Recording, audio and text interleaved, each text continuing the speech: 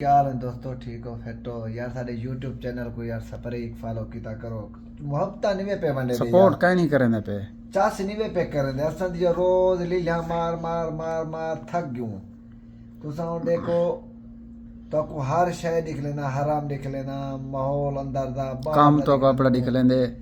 आज काम करण गया सुत्या काम किते मी बांबड़ो डे ते साडा नवा सटेले चाह पीवण दा जो ने को सुरका सुनवा गिंदा।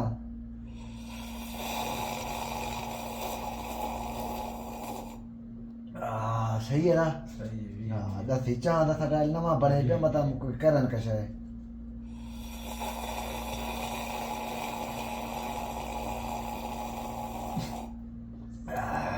हश ये साडा रूम है वेदा। ए थर्माश वेदा साडा।